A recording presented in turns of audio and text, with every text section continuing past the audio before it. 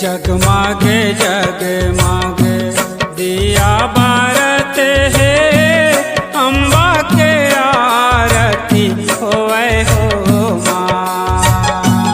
जगमग जगमग दिया बरत है, अम्बा के आरती होवे हो माँ। जगमग जगमग दिया बारत है, अम्बा के आरती होवे हो माँ। जगमग जगमग दिया बरत है, अम्बा के आरती होवे हो माँ।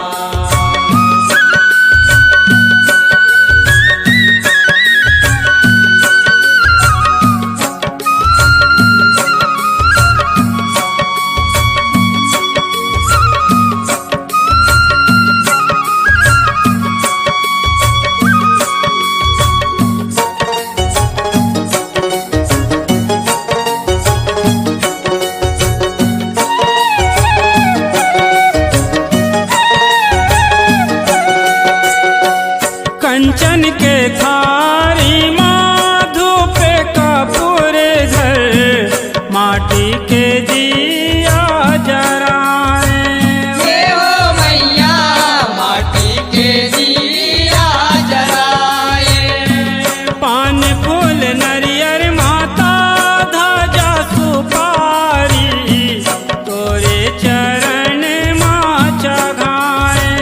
देवो मैया तोरे चरण माँ चढ़ाए। ओ बाजे ढोल शंख नगारा, बाजे ढोल शंख नगारा, घंटा बाजते है, अम्बा के आरती होवे हो माँ।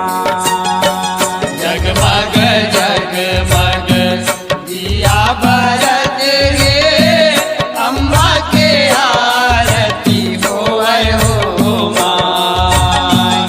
जगमग जगमग दिया बरत है, अम्बा के आरती होवे हो माँ।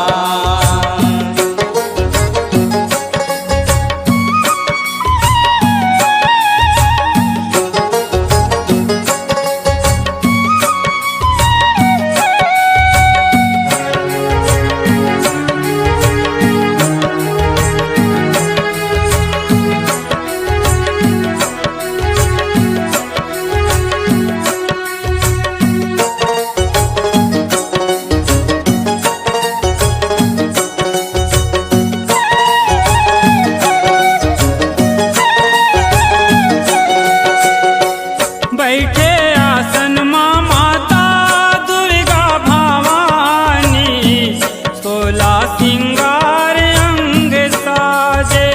देवो मैया 16 सिंगार अंग साजे। जम्मो पारानी उतारे अम्बा के आरती, झुमर झुमर सब नाचे। देवो मैया झुमर झुमर सब नाचे। ओ पाके दर्शन दाई के, पाके दर्शन दाई के, नैना भरते है, अम्बा के आरती होवे हो माँ। जगमग जगमग दिया बरत है, अम्बा के आरती होवे हो माँ। जगमग जगमग दिया बरत है, अम्बा के आरती